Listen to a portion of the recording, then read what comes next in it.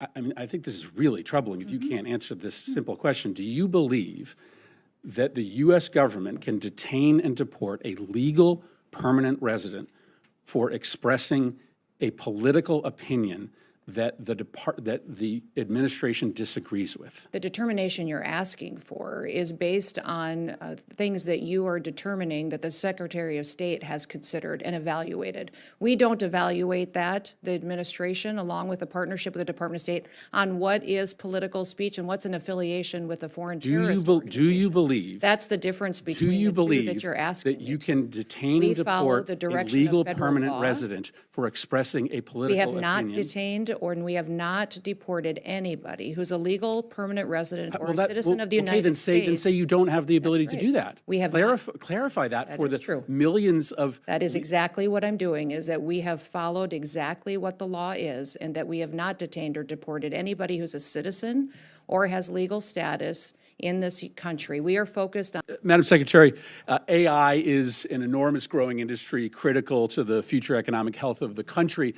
We have had the benefit over the years of the top talent in AI, researchers, students coming to the United States to help us grow that industry.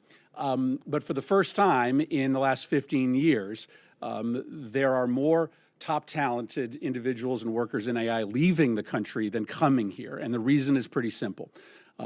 People who are coming here to work from overseas through the visa program are very uncertain about what their rights are. And that is because of the actions this administration has taken. So I think it's important to get on the record for those individuals who are here currently and those thinking of coming to the United States to work or to study to understand what their rights are. So let me ask you a series of pretty simple questions. Probably the key of right amongst the 5 freedoms is the right to free speech, the right to express your own personal opinion about politics, culture, the economy. Do you believe that you have the right to detain or deport a U.S. citizen for simply expressing their political opinion, a U.S. citizen? No. No. Do you believe that you have the right to detain or deport a legal permanent resident for expressing their political opinion? I don't make decisions on legal status here in the United States. The Department of State does that, and I would say that as they've gone through an evaluation of who gets a visa, who gets legal status, green cards, they've been evaluating and discussing how that applies. Well, I acknowledge that you don't. I acknowledge you don't make, but if someone is a legal permanent resident of the United States, I'm not talking about an H-1B or a student visa holder, I'm talking about a legal permanent resident. If you are a legal permanent resident, do you have the right to detain or deport that person simply for expressing their political opinion?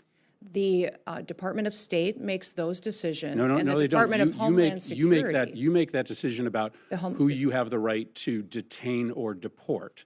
So you are involved in that. Do you believe the United States, do you believe the law allows? The Department of Homeland Security under the Trump administration is enforcing the law, following the constitutional rights of folks who are here as citizens, those who are here legally, and those who are here illegally. So a legal permanent resident is by definition here legally. Do you believe, I mean, I think this is really troubling if you can't answer this simple question. Do you believe that the U.S. government can detain and deport a legal permanent resident for expressing a political opinion that the administration disagrees with? The determination you're asking for is based on things that you are determining that the Secretary of State has considered and evaluated. We don't evaluate that, the administration, along with a partnership with the Department of State, on what is political speech and what's an affiliation with a foreign terrorist organization. Do you believe? That's the difference between the two that you're asking. That you can detain and deport a legal permanent resident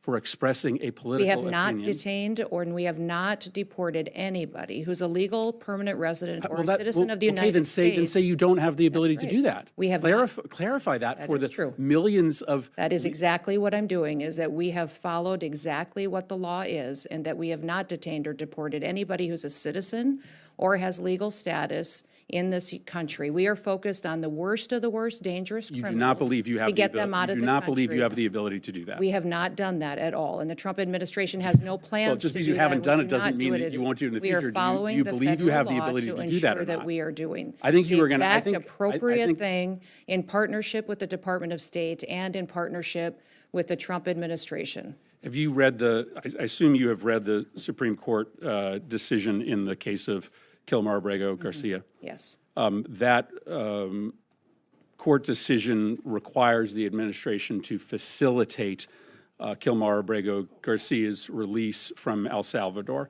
Can you describe the steps that you have taken to facilitate this release? And specifically, can you answer as to whether you have reached out to your counterpart in El Salvador to facilitate Mr. Abrego Garcia's release? Abrego Garcia is a citizen of El Salvador and should never have been in this country and will not be coming back to this country. There is no scenario where Abrego Garcia will be in the United States again. If he were to come back, we would immediately deport him again because he is a terrorist, he's a human smuggler, and he is a wife beater.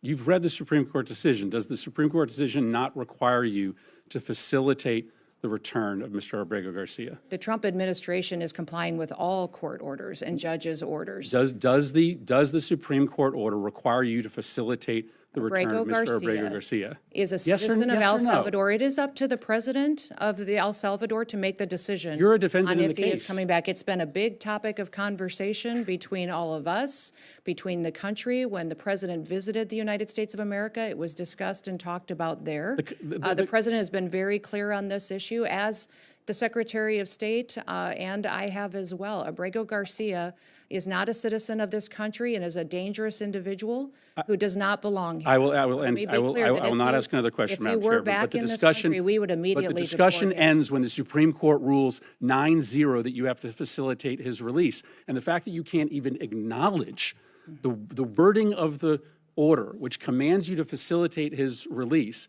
and you advertise to this committee that you are going to willfully ignore the ruling, and that is incredibly chilling for the balance of powers in a democracy that relies on the executive branch to honor decisions made by the highest court of the land. Let's be honest. If a Supreme Court ruling can be openly ignored with zero consequences, then the Constitution isn't law, it's just a suggestion.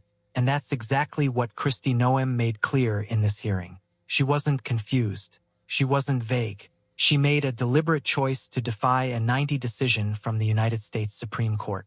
She admitted on the record that she will not bring killer Abrego Garcia back, even though the highest court in the country ordered her to. That's not public policy. That's unchecked power. And when Senator Chris Murphy asked her basic, foundational questions, like, do legal residents have free speech rights? She dodged, because telling the truth would expose the entire game. This isn't just about one deportation. It's about this administration testing the boundaries of what they can get away with, detaining legal immigrants, defying court rulings, labeling people as terrorists without evidence, and banking on nobody stopping them. Let's be clear, this is authoritarian behavior, and it's happening in plain sight. When a government official boldly declares that they won't comply with a unanimous Supreme Court ruling, the question isn't if they've crossed the line, it's whether anyone has the courage to hold them accountable. Senator Chris Murphy showed courage. Now it's up to the rest of us. Because if this is allowed to stand, we're no longer governed by laws, we're ruled by whoever holds power. If you're thinking, wait, they can't just ignore the Supreme Court, you're right, they can't, but they are. If you believe democracy only works when the rule of law applies to everyone, hit subscribe now. If you want fearless, unfiltered truth, not both sides spin, support us on Patreon. Because what Kristi Noem just said wasn't just dangerous, it was a test. And the clock is ticking on how we respond.